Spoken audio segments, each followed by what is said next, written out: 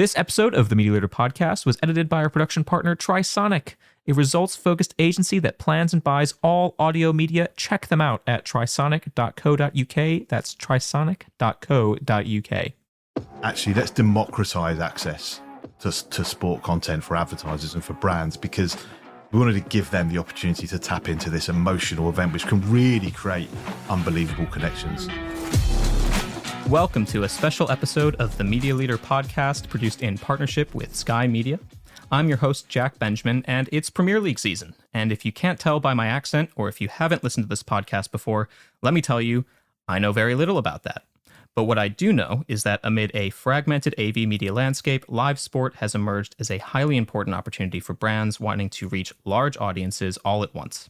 In the UK, if you're a football fan, or indeed a fan of practically any major sport, it's likely you have a Sky subscription. So as the Premier League is underway and after a big summer of sport, I am delighted to welcome both Pippa Scaife, Sky's recently hired Director of Digital Advertising, and Dan Cohen, Sky Media's Director of Transformation, to discuss how they're making the live sport opportunity more accessible to brands. Pippa, Dan, welcome to the show. It's a pleasure to have you. Thanks so much. Pleasure to be here. It's great to be here. So, Pippa, I think the term fragmentation is probably the most used word of the decade in our industry, but it's something we talk about so much because it's true. The viewing landscape has changed. How have audiences for live sport developed over the past couple of years? Yeah, I sometimes think if I had a penny for every time I hear the word fragmentation, I'd be able to retire by now. It's definitely overused, but it's overused because it's true, right? It is a very fragmented ecosystem. I think for live sports, actually, that's been a fantastic thing. Obviously, live sports still remains as a largely linear or VOD-based proposition, but that fragmentation has allowed this kind of universe to evolve around it.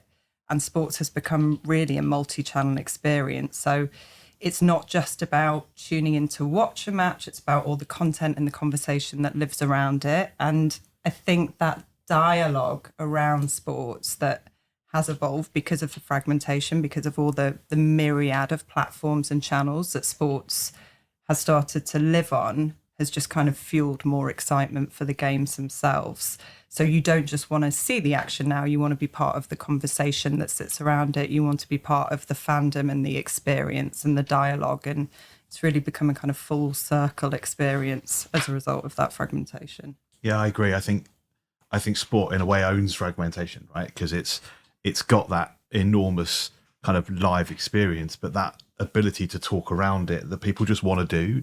You don't have to force it. Lots of programs you have to force that conversation, and it's so natural because people are so passionate about it. But actually they feed each other. The live will feed the social, and the social will feed the live. And you'll see all the time how, you know, on TV they're referencing social, and how social they're constantly referencing TV. And I think that's helped grow sport in general from a viewing perspective. Sky's had some of its biggest ever days in the last few years because of sport. Rory McIlroy winning the Masters back in March was the single biggest day in Sky Sports history. And it's not just because there was Premier League and there was F1 and whatever else that was going on, but that was driven both by the excitement of the sport and the social conversation around it. And, you know, our job at Sky Media was to try and enable brands to be able to kind of hook into that and connect as effectively as possible and kind of really take advantage of it. Yeah, I mean, anecdotally, when I'm watching a sport match, whatever sport it is, I'm usually on Reddit or Blue Sky or something else, some form of conversation, the family group chat, talking about what's going on. So what are you doing to sort of tap into the conversation and the fandom, and not just, you know, what's going on the TV? Well, I think that there's two areas, and Pippa's leading on the digital side, but I think Sky in general is trying to do a lot around that. They are tapping into the use of, you know, what would be called digital talent, but putting them on the screen. There's programs on a Saturday morning around that's using kind of social media personalities to talk about football. So they're bringing that kind of social media audience into the traditional media kind of space as well, and they're starting to bring fan analysis in. Actually, Sky was really early on the fan analysis 20 odd years ago. They used to have alternative commentary on the screen on the red button done by fans in like a fan zone area. So they understood it really early on. It was probably too early to get into it, but now they're able to really, really take advantage of it and work really well with the social media platforms, I think. Yeah, and I mean, Sky Sports has done a better job than anyone, I think, of recognising how to tap into fandom within those different social environments. Sky Sports now in the UK alone has 16 million deduplicated fans just across its social platforms. Digital's its own beast. And I think sometimes you think, oh, well, that's because Sky Sports is such a massive brand, so obviously people follow it. But actually, it's hard fought ground. You know, Sky's publishing 3,000 clips a week to get to those numbers, and through that, they're seeing over 1 billion views a month. So it's hard work generating that, but it's not just hard work. I think it's really strategic work, recognizing what the individual unique value of those different platforms are. So if I think about X, like Sky Sports is the biggest sports publisher on X. We're not just seeing X as another platform to distribute whatever clips we'd be distributing on our website. We're recognizing that X is its own environment. It's where you own a moment. It's where fans react in real time. Like you say, you know, if you're watching a match and you're really excited about something that's happening, that's probably where you're going to go for that real time experience and conversation. It's where news breaks. It's where fans start to see sporting moments trend. That's very different to a platform like TikTok, which is where virality happens. You know, you're probably waiting 30 minutes after that X moment to start thinking about how to leverage TikTok and create that virality. And that's where you see more of like an alignment to pop culture. There'll be someone super clever who's plastering a song on top and, you know, creating a slightly different experience. And that, again, is different to Instagram, which is much more of a kind of personalized experience. That's where you see much deeper engagement and conversation. So I think it's taking all of those platforms for their own merit and not assuming that it's kind of a one-size-fits-all solution. And that, in my opinion, is why Sky Sports has been so successful in that space. Mm-hmm. Has that type of changed consumption changed the demographics that are interested in live sport? Are you seeing more people tuning in? Are you seeing different types of people tuning in specifically to sporting events? Yeah, we definitely are. I mean, like Dan said, that day, I think it was the 13th of April, we saw record numbers, 7.5 million people tuning in, which is the highest in Sky Sports history. But we are also seeing a shift in demographics. So a third of viewership on Sky Sports is female now. We've seen, if you look at the Premier League alone, we've seen like a 32% increase in female viewership over the last 5 years. And that's, you know, that changes from sport to sport. If you look at our tennis content, for example, that's actually over half of the audience is female. So it's skewing even higher.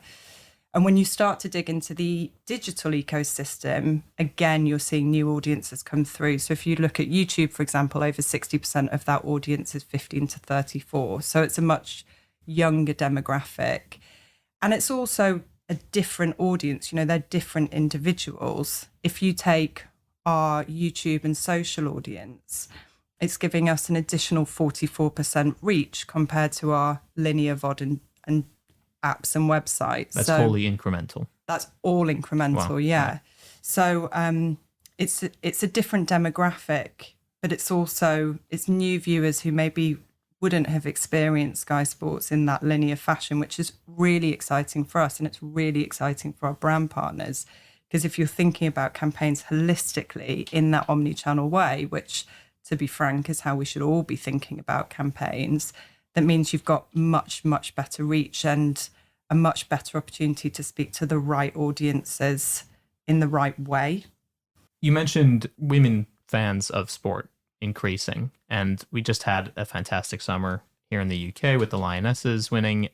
In the US, where I'm from, the WNBA's sort of exploded in popularity over the past year or two, especially with the likes of Caitlin Clark.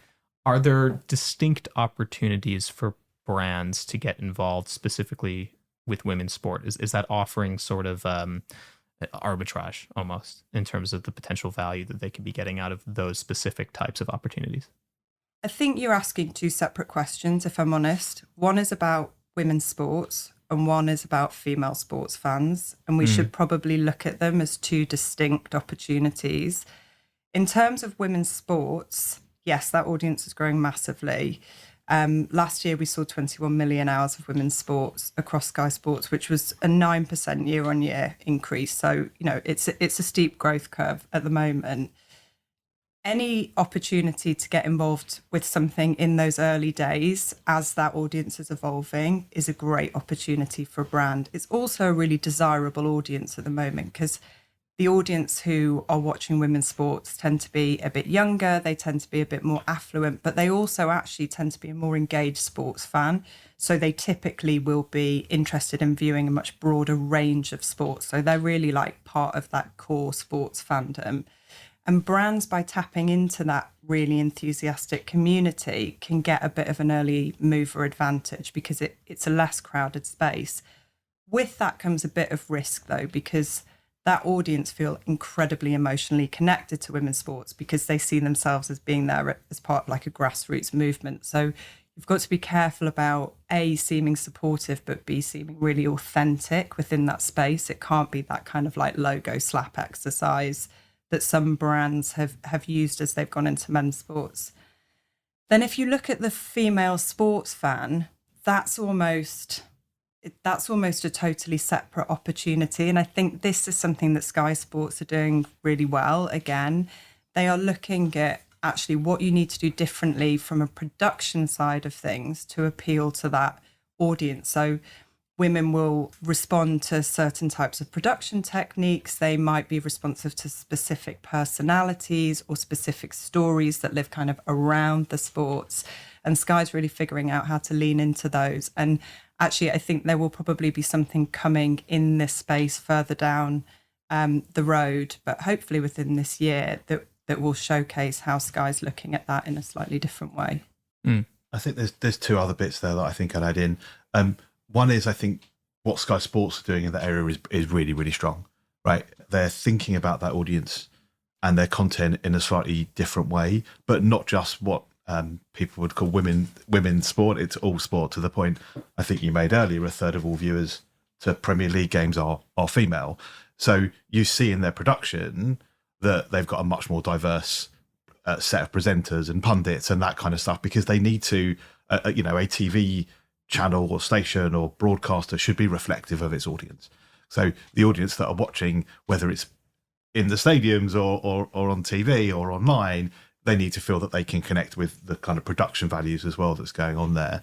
The other bit is, Pippa's talked a lot about numbers. I've touched on some numbers as well. We're quite lucky at Sky and at Sky Media that we've got access to all of this data, all of these viewing data, because we've got an enormous panel of understanding of who's watching what, when they're watching it, how they're watching it, what else they do, and what are the other kind of media platforms that they go on and use. So we're able to create these audiences and allow people to go and reach them wherever they are, regardless of whether they're watching sport. So access to sport is one area of doing it, but getting those people or reaching those people when they're watching other things or when they're doing other things, they're out of home or whatever else it might be, we're in a fortunate position that we can bring all of those data sets together and enable brands to reach the customers they want exactly when they want them. Has that caused the type of brand that you might be working with to change over time? I mean, how has the relationship evolved with different potential clients?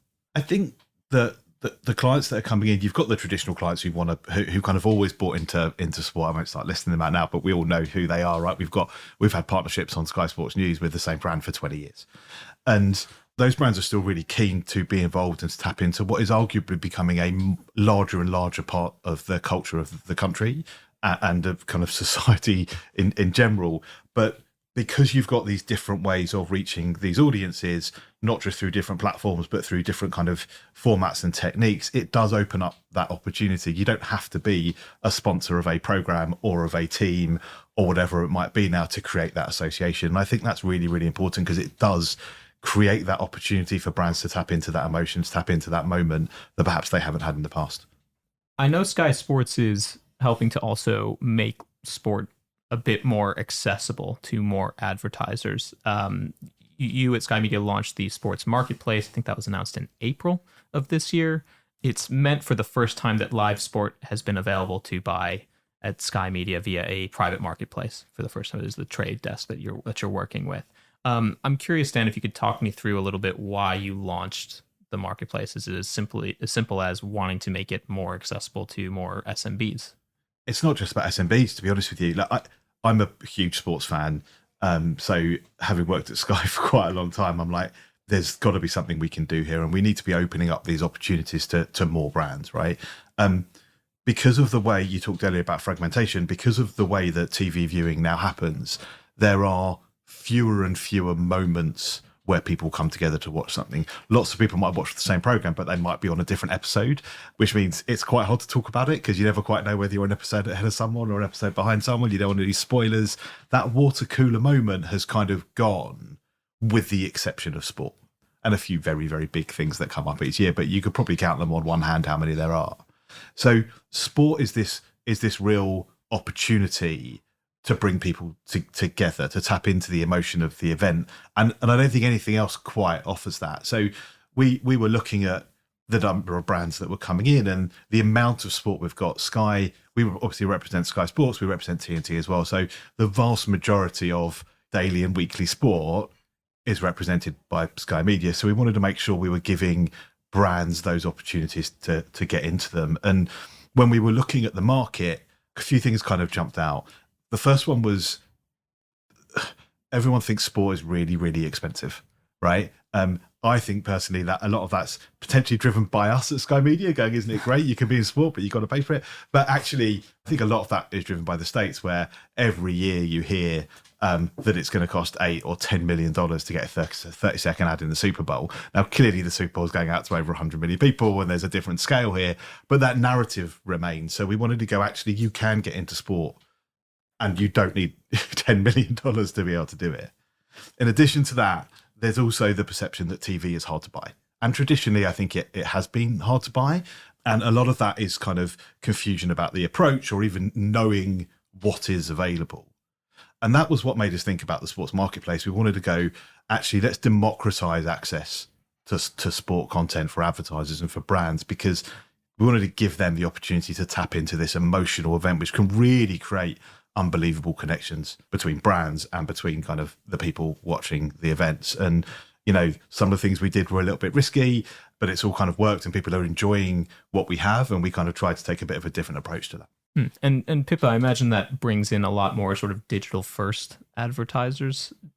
Is the conversation any different in terms of the types of brands that might be coming in from Sky's perspective, if you're sort of having a new marketplace to bring in, you know, brands that are new to TV?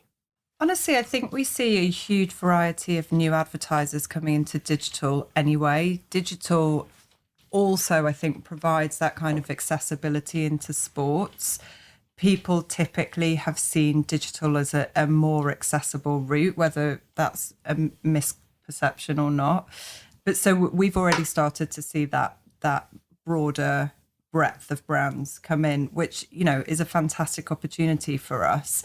I think that differentiation of formats that I was talking about earlier, you know, by virtue of the fact that we have this strong presence across all of those different platforms, is also enabling that, because brands who maybe have been historically used to buying directly through Google or Meta are then recognizing that premium content within those walled environments are going to give them better results. And that's a shift that we're seeing over time, particularly from those SMBs. And it's an exciting position to be in, you know, to have a stronghold in something like YouTube, and Sky's one of YouTube's biggest resellers of content, means that we can go out to market and pitch to brands who are familiar with that environment, but talk about it in a different way. And the uplift is really clear and visible right from the outset. When you bring those campaigns into that more premium environment, we see sort of 70% plus incremental brand uplift within premium content in YouTube versus UGC. So yeah, we've had that opportunity for a while, but I think working together with Dan in the sports marketplace is allowing us to think kind of more broadly about sports within Sky, and again facilitating that kind of multi-channel approach. Mm-hmm. And we have seen it, right? Something like 60% of the sports marketplace can be bought direct, as in you kind of use the website as a way in, or it can be bought programmatically through the trade desk. And there's slightly different functionality and slightly different content available, but arguably you can buy it both ways, because again, that's part of democratizing access, right? You can buy the way you want to buy. You don't have to do what the telly people tell you that you have to do. But what we've seen is something like 60% of the revenue we've taken through sports marketplace is for brands who have never bought sport before. Right. And 30% of the money we've taken are people that weren't buying telly at all before. And I do think that's because we've tried to knock down those barriers. I'm sure you've seen it, right? The pricing is publicly listed. There's no login. You don't need to kind of go through that horrendous thing of becoming a customer of Sky Media before you can understand.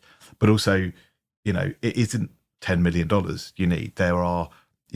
There's an accountancy firm in Norwich who bought into a Norwich game for £1,000. How do you get the cost down? Is it just really like detailed geo-targeting for specific audiences like that, in the sense of you're just buying a certain location and the pricing can be less? So targeting capabilities is fine, but ultimately it comes down to the number of people that are going to be watching it, right?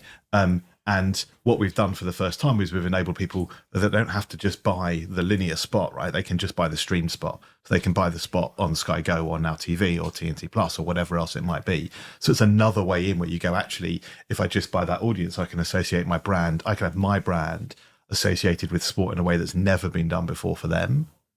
But we're just lowering those costs, that kind of cost of entry. There was a Champions League quarter-final last year between Inter Milan and Bayern Munich. I can't quite remember. Someone will correct me, no doubt, for getting that sort of thing wrong. Probably members of my own family, I would imagine. So no British team. There was British teams on at the same time. So if the in wasn't high, and again, you could buy 30 seconds in the streamed version of that spot for about £1,000. And how soon before the actual match would you need to make a decision like that to get a new advertiser in? So obviously the big challenge you've got is how you manage copy. So new advertisers may not have copy, but we've got processes firstly to help people make copy, and then help people kind of get that copy clear to make sure that it's okay. But genuinely, if you've got copy and you want to come in, if you're doing it direct, you can probably do it within a day. If you're doing it programmatically, it can be even quicker for that. And we've tried to actually give people the opportunity with programmatic to not just take advantage of getting into sport, but take advantage of when sport becomes like super exciting. So we've created a product called Sport Surge that kind of registers through the live data that all the kind of broadcasters use about goals going in and this and that and the other, that when excitement is building within a game, it activates a product that people can bid against. So they can set it up in advance and go, right, if this game goes to extra time, I want to be in it. Or if it goes out to a playoff in the golf, I want to be in it. And you use kind of markers in the data to enable this kind of surge of excitement for brands to be able to take advantage of it. So we're really capitalizing on the data opportunity, trying to capitalize on the kind of the routes in that people would want to do that they're comfortable with. Because again, you want to make this as easy as possible for people. So really clear pricing, really clear understanding of how to buy, and really clear view of the opportunity. And real-time auctioning, essentially, of if the match does get especially exciting, lots more viewers come in suddenly because everyone's hearing about, wow, this game's amazing. Tune in before it ends, essentially, to see the amazing finish. Yeah, exactly. You want to be in if you're an advertiser. Well, it's a great opportunity for a brand, right? I don't think there's many opportunities out there for brands to really tap into big, exciting, emotional moments. I think I wrote something a while back where I kind of said it's almost the equivalent of a brand kind of putting on a West End show where you've got this kind of captivated audience who are just there for that, and they're completely engrossed in it. And it's just this unbelievable opportunity for a brand to tap into that. And if you do it properly, people will remember that forever. I still remember adverts around World Cups from like 25 years ago because What's your favorite? There's two, actually. There was a Nike ad, which was a load of people playing football, and all the stars that they had signed up for a World Cup playing in like a cage match. And there was, I'm a big Manchester United fan, and Eric Cantona was kind of the ringmaster of all of that. And it was really, do you remember that ad? Yeah. It was a superb advert, right? I was living in Manchester. Right, there you go. So for you, it was perfect. That was a superb. In fact, most of my examples are Manchester United examples, which is not, that's good. But it was just but again, that tapped into the emotion that I was feeling about the team that I supported at that point, right? You know, one of the most famous ads that Nike ever did was in Manchester, was the billboards of Eric Cantona going 1966 was a great year for English football. And everyone's going, oh, it must be about the World Cup. And they go, Cantona was born, right? So there's clever marketing and clever placement at the right moment about the right thing can live in people's minds forever. And I think it's rare outside of sport that brands can tap into that opportunity. So we want to give as many brands as possible that chance. Looking ahead, I mean, I feel like every year I say the same thing, that next year is going to be really massive for sport. Because it is always true. There's always great sport going on. But in 2026, we have the Winter Olympics and the Paralympics in Milan and Cortina. The World Cup is in the US, Canada, and Mexico. The Commonwealth Games are in Glasgow. And then that's also on top of course, the standard fare of sport. Pippa, how should advertisers be preparing now for the year ahead? Well, they should definitely be thinking about it. You know, like you say, sports is going to be pretty all-encompassing next year. And for brands who are already in that space, it's really exciting. You know, we talk about that surge of excitement. There's going to be a real surge in engagement. So if you're a brand who's already bought into sports, it's the right time to figure out your strategy. But I think for new brands, it's also a really exciting moment because there is going to be more dialogue than ever going on. I think in order to get into it, what you've really got to be thinking about at this point is why you want to be in it and what story you're trying to tell. So who you're trying to speak to, what's the message that you want to deliver, and how do you tell that story best? And I think a lot of that comes back to what I was saying earlier, like how do you create authenticity? Because yes, there is going to be a lot of sports, there's going to be a lot of conversation about sports. There's also going to be a ton of brands who are trying to leverage that excitement. So how do you make sure that you stand out in that crowd? And the way that you stand out is by doing something unique that speaks to both the moment you're entering into, the sport that you're entering into, and the personalities that you're aligning with, as well as the brand that you're representing. You know, I said earlier, good sports sponsorship, it can't just be a logo slap exercise. It's got to be about analysing the fan base, recognising how you speak to them, fine-tuning your message, leveraging the right production techniques. You know, if you're speaking to a female fan versus a male fan, to an older demographic versus a younger demographic, that's all going to mean different formats, different platforms. You know, there's a huge amount of analysis that goes into that. So anybody planning to enter into that space needs to be getting really upstream and figuring all of that out now and understanding where the action's going to be taking place, and, you know, probably working with a partner who already understands all of that, like Sky Sports. In terms of from the planning perspective, then you talked a lot about not just the fact that you can advertise against the match, that there's all these other opportunities. I mean, how would you plan if you had a client come in, let's say they're a mid-sized client brand that's entrepreneurial and growing? How would you advise them on, okay, you can advertise on the actual match itself, on the game, but then also here's all these other products that you can really be talking to this audience 24/7 if you want. Mm-hmm. That's almost, I can imagine that's almost too many options for some brands to think about what's best for them.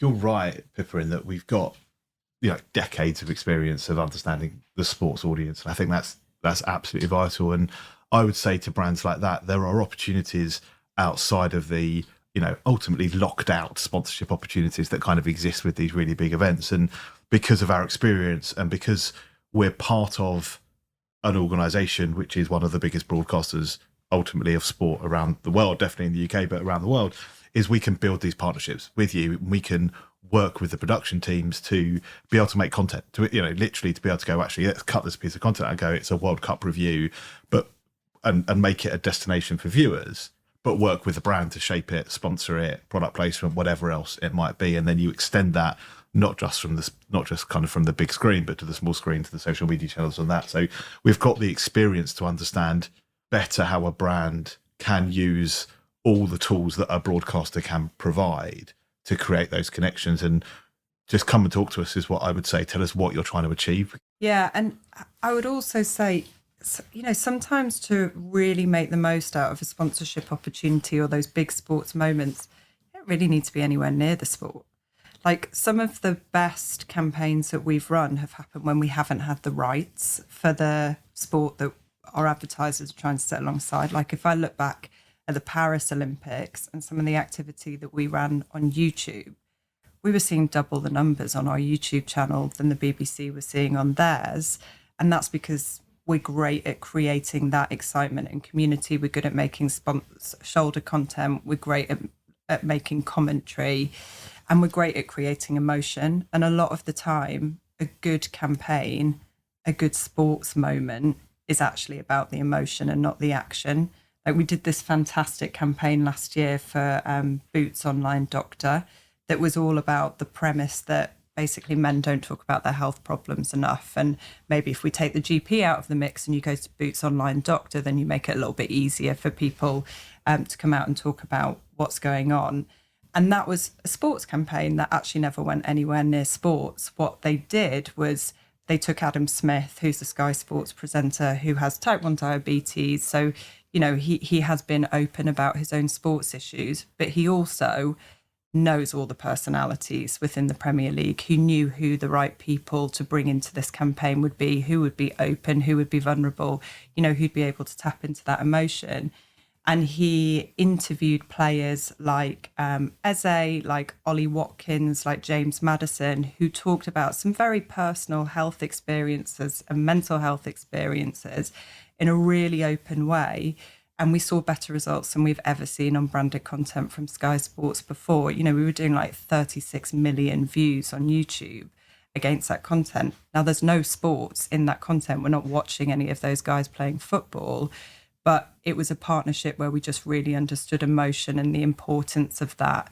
And again, that authenticity. It made perfect sense for that brand in a way that sponsoring the games probably wouldn't have done. It's almost like a melding of the sport community, the athlete community, with the creator economy a little bit. That sports are not just the literal action going on in the game, but that they're personality driven. Yeah. That brands can tap into that in a variety of ways. I think you've seen that as recently as yesterday, right? The Bundesliga rights were announced, and you know, Sky retained some of them went there, some of them, but they gave they sold some rights to some, you know, YouTube channels, right? So the Overlap, who we represent, are now going to be doing kind of fan watch-alongs with live coverage, right? And that's never happened before. Fan watch-alongs have been happening quite a lot, and they get some unbelievable viewing numbers considering it's literally just watching people talk about what they're watching. It's like literally it's Gogglebox but for football. But now they're going to have footage for the first time. So rights holders are starting to lean into this kind of fan-led economy as well as Sky are, and both Sky Media are doing it because we work with these brands and we work with some of them to help bring these kind of larger messages together and do all that. But Sky itself are also leaning into that with social content, and as I talked about earlier. And I think it's a real opportunity for brands going forward where you can start to connect events, moments, and brands like never before, and get through different messages like you haven't been able to before. Because, you know, a message on TV might be a very different type of message to the one you want to give on Instagram or on X, or like we were saying earlier, it's different types of things you want to do with them. And brands ultimately need to do that connection across all of those different types of things. And because of the breadth of content that Sky Media represent, we're able to help brands answer all of those objectives kind of in a one-stop shop. And it's a really exciting time, I think, for brands to be getting into sport. Do you expect sports rights to change further in that direction? It's not our area of expertise. What I will say is that the vast majority of the kind of major sports rights for what would be the kind of biggest types of sports in the UK are pretty locked down now for the next few years between the various broadcasters, not just Sky, but the others as well. What I think you'll see more of is engagement with those platforms and looking at, and whether that's connections directly with influencer personalities and their own channels, or whether it's bringing those together, or whether it's creating your own opportunities in that space. I think you'll see a lot more of that going on. And, you know, Sky make thousands of clips about sport every single week to put out there and enable brands to connect in a way they've not been able to connect before. And even that in itself is a huge opportunity. Last question. What are you personally most excited about in the world of sports within the next 12 to 18 months or so, basically until the end of 2026? Are you talking about sport or advertising in sport? Why don't you give me both? I'm curious as a fan as well, but yeah, for the advertisers as well. Honestly, just not Man United just not being as bad as they have been would help my mental health. Maybe I need to talk to Boots, but that would absolutely help my mental health, and probably that of my family, so I'm less grumpy at home. I think I'm really excited. I think there's a Ryder Cup this year, I think, and I love that kind of event. I think it's unique. And for me, it's like a proper moment in time that I would get involved with. And any of those big events are just great. But I'm a sucker for sport. If there's any kind of jeopardy in something, I will watch it, much to the disdain of members of my family. Pippa, you have the last word there. I'm really excited about what's happening for women in sports. For anyone who watched Wimbledon last year, seeing a woman who was fresh back from maternity leave getting into the quarterfinals was, just unbelievable. As someone who is also not that long back from having babies, I cannot understand how that was physically possible for a human being. But it speaks volumes, I think, to the sport and the cash flow that we're starting to see in women's sports and the opportunities that is opening up for women. We're seeing it in athletics as well. Different spaces being made available for female athletes, women coming back after maternity leave, female-only competitions, as we saw starting to happen last year. And all of that, it is just it's going to change the game, to use a horrible pun, for women and how we approach athletics. So yeah, I'm super excited about that. Awesome. Well, thank you guys so much for joining me. This has been a total pleasure. Thank you so much. Yeah, thanks for having us. Thank you for listening to the Media Leader podcast. Our executive producer is me, Jack Benjamin. Special thanks to our production partner, Trisonic. You can find all our episodes on the podcast platform of your choice or on our website at uk.themedialeader.com. But do please remember to subscribe to be notified of our next episode. You can also subscribe to our newsletter at The Media Leader to receive daily coverage of all the biggest news stories in media and advertising. From all of us at The Media Leader, I'm Jack Benjamin. See you next time.